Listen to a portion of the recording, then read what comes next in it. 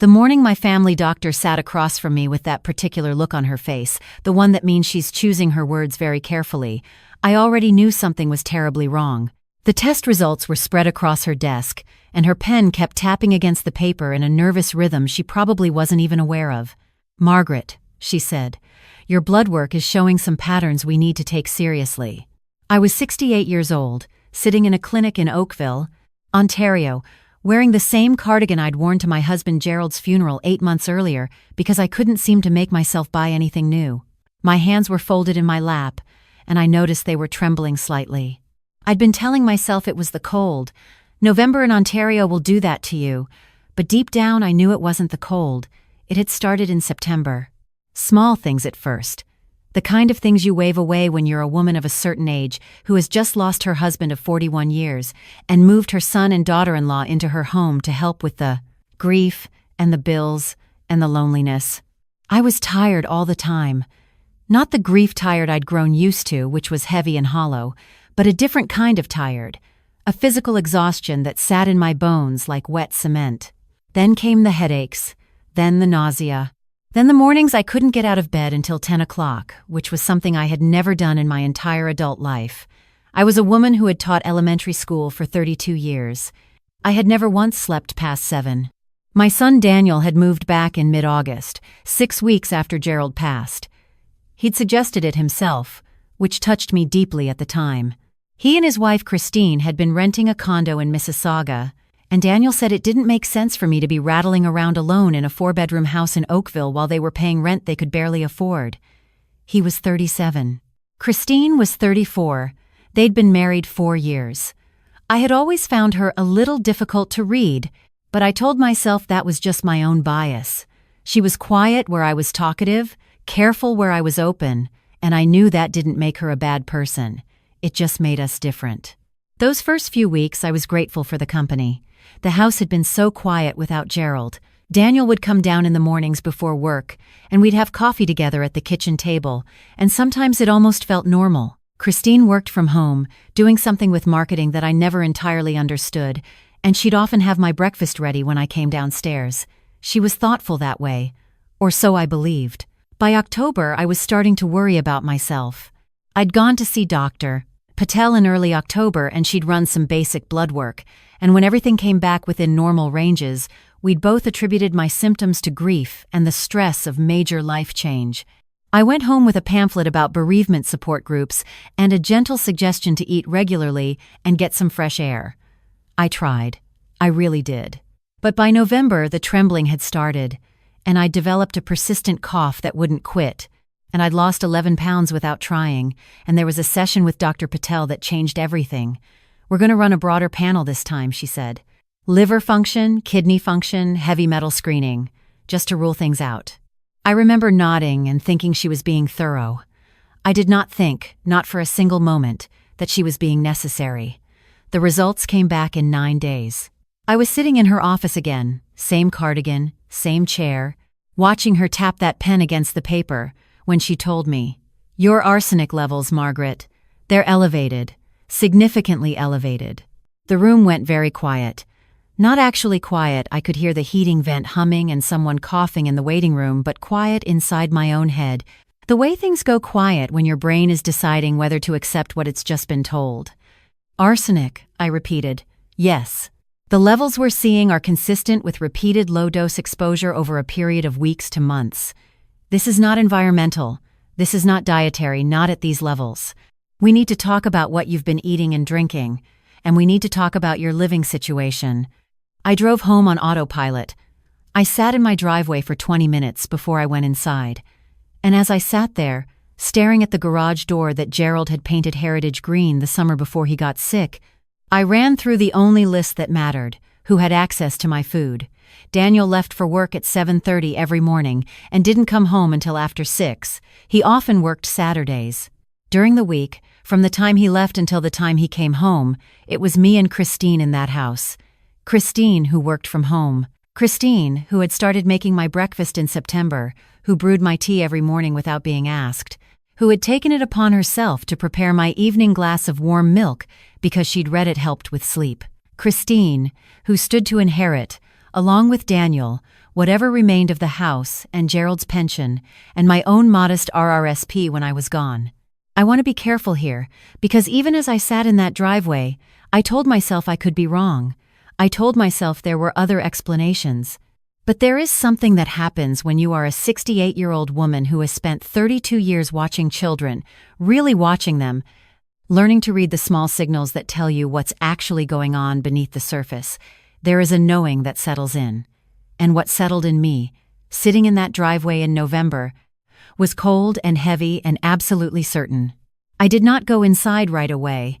I called my older sister Patricia, who lives in Burlington, and I told her what Dr. Patel had said. Patricia is 71, and she has never once in her life been accused of being calm. She wanted to call the police immediately. She wanted to drive over. She wanted to confront Christine herself, which was the last thing I needed her to do.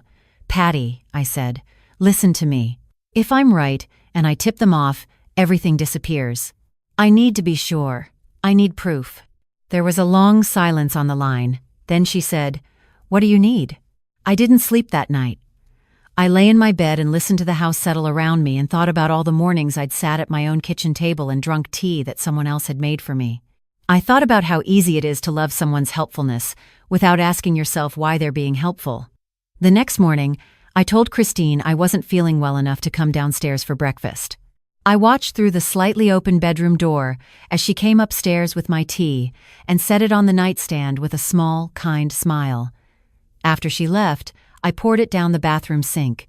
2 days later, Patricia arrived with a small home security camera she'd ordered online, one of those discreet ones, barely bigger than a deck of cards, that connects to your phone. We installed it in the kitchen while Christine was at a dentist appointment.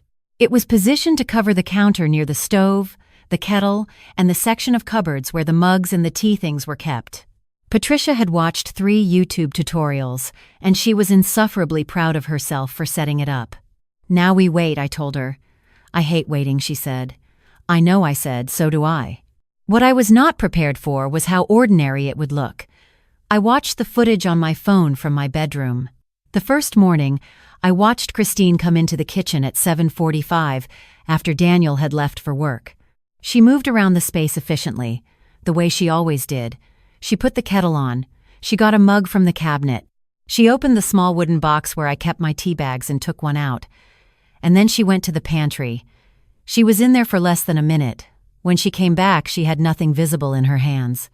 But she stood at the counter with her back partially to the camera, and there was a small motion, almost nothing, the kind of movement that would be invisible if you weren't watching for it. And then she turned around and poured the boiled water into the mug and carried it upstairs to me. My mouth went completely dry. I watched it 3 more times. The motion was subtle, but it was there. Something added to that mug before the water went in. I went back to Dr. Patel the next day and told her what I suspected. I want to say she looked shocked, but she was a professional, and what she actually looked was grave. She referred me to a specialist in Hamilton and gave me the direct number for the Ontario Poison Control Centre. She also, very quietly, told me that what I was describing was a criminal matter and that I should be careful. I took the tea the next morning, the one Christine brought upstairs, and instead of drinking it, I sealed it in a small container and brought it to a private lab in Mississauga that a friend of Patricia's had used for water testing. I did not tell them why I was bringing tea. I told them I wanted a full analysis. I called my estate lawyer, a woman named Susan Beaumont, from a parking lot so no one in the house could overhear. I told her I needed to review my will. Gerald and I had written it together years ago, before his diagnosis, and it left everything equally to Daniel and his sister Karen, who lives in Halifax with her family, and who had, when Gerald passed, flown in for the funeral and then flown home because that was the arrangement that worked for everyone. The house, the pension, the RRSPs in the event of my death, it all went to the 2 of them. Susan Beaumont was quiet for a long time after I explained the situation. Then she said, "I'd like to see you in person, Margaret. Can you come in Thursday?" I went in Thursday. By Friday, the will had been amended. Daniel and Karen remained my beneficiaries, but the house, the thing I owned outright, the thing Gerald and I had paid off the last of in 2019, the thing worth just over $900,000 in the current Oakville market, the house had been placed in a trust with conditions that could not be altered without a lengthy legal process. Christine, as a non-blood relation, had no claim to it regardless. If I died the next morning, she would get nothing she hadn't already been counting on getting.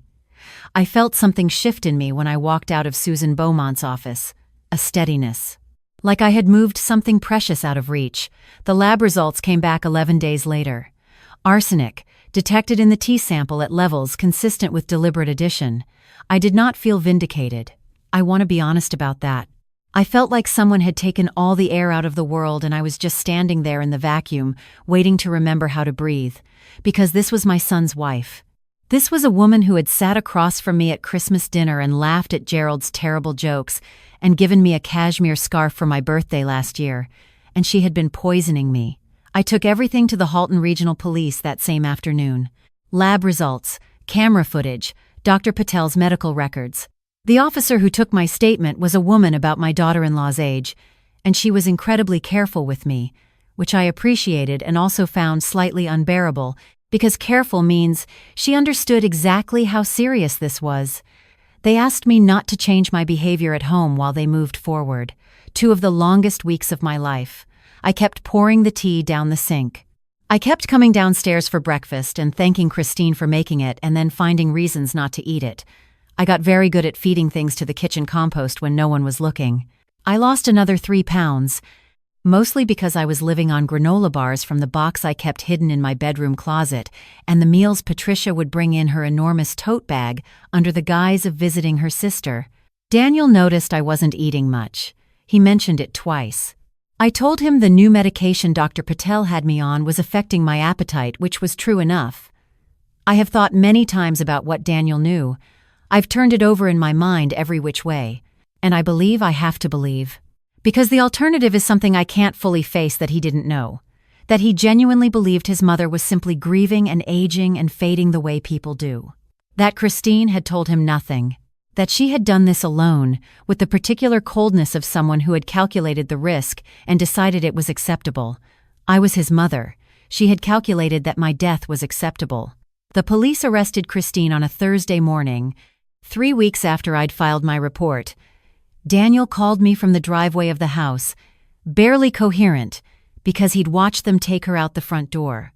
I was at Patricia's in Burlington because the detective had quietly suggested I not be home that day. I listened to my son cry on the phone for a very long time. I didn't know what to say. There are no words for that particular conversation. No script for a mother and son standing on either side of something that terrible. I said I loved him. He said he didn't understand. I said I knew.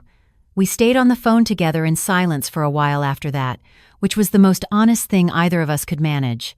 Christine was charged under the Criminal Code of Canada with administering a noxious substance with intent to endanger life. Her defense tried to argue the lab results were contaminated and the camera footage was ambiguous.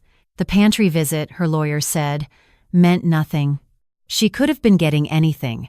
The motion near the mug was open to interpretation. The Crown had Dr. Patel. The Crown had the toxicologist from the private lab. The Crown had 14 days of camera footage showing the same pattern, the same pantry, the same subtle motion every single morning. It took the jury 4 hours. She was sentenced to 9 years. Her lawyer announced they would appeal. Susan Beaumont called me when the verdict came in, and she sounded genuinely relieved, which made me feel, briefly, less alone. Daniel did not attend the sentencing. He had moved out of my house the week after the arrest and was staying with a friend in Mississauga. We spoke on the phone every week or so. Those conversations were careful and exhausting and necessary. He had hired his own lawyer to understand his position. He had not, he told me repeatedly, known anything. I told him I believed him. I am not certain I was entirely convinced, but I said it because I needed somewhere to go with this that wasn't destruction, and believing him was the only door I could find. I am still in my house in Oakville. The Heritage Green garage door needs repainting. Gerald would have done it himself, and he would have taken 3 weekends to do it and complained the entire time and done a perfect job.